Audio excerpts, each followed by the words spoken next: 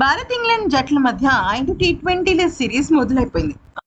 తొలి మ్యాచ్ బుధవారం రాత్రి 10 గంటలకు మొదలైంది.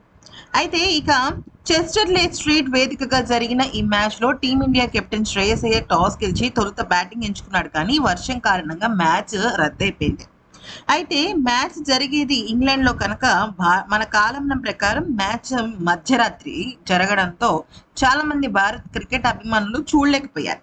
కొంతమంది టీమిండియా బ్యాటింగ్ చూసినా ఎక్కువ మంది నిద్రలోకి జారుకున్నారు. ఎందుకంటే అర్ధరాత్రి జరిగింది కాబట్టి. అయితే అందరూ పడుకున్నాక టీమిండియా అదరగొట్టిందనే చెప్పాలి.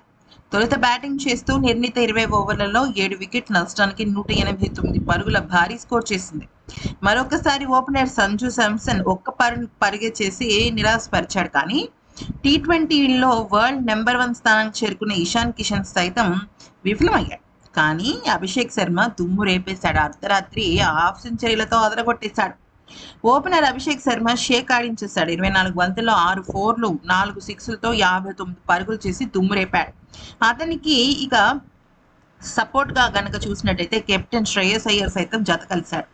టీ20 కెప్టెన్సీ దక్కాక పెద్దగా రాణించిన శ్రేయస్ అయ్యర్ కసి మొత్తం నిన్నటి మ్యాచ్లో చూపించాడు. 47 బంతుల్లో 6 4లు 1 6తో 68 పరుగులు చేసి తొలి టీ20 కెప్టెన్గా హాఫ్ సెంచరీ నమోదు చేశాడు.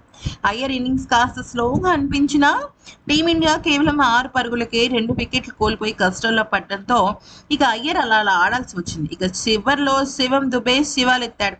21 బంతుల్లో 42 పరుగులు చేసి సూపర్ డూపర్ ఎండింగ్ ఇచ్చాడు. మొత్తంగా టీమిండియా అయితే మంచి టార్గెట్ని సెట్ చేసింది. కానీ వర్షం పడటంతో మ్యాచ్ కాస్త వర్షార్పణమైపోయింది. ఇంగ్లాండ్ బ్యాటింగ్ దిక్కుండానే మ్యాచ్ ఫలితం తేలకుండానే ముగిసింది. అయితే ఈ మ్యాచ్తో అయ్యర్ ఫామ్లోకి రావడం టీమిండియాకు శుభవార్త అని చెప్పాలి. అయితే సంజు మాత్రం తన ఫామ్తో ఆందోళన కలిగిస్తున్నాడు. అతని ప్లేస్లో ఇప్పటికైనా వైభవ్ని తీసుకోవాలి అంటూ అభిమానులు డిమాండ్ చేస్తున్నారు.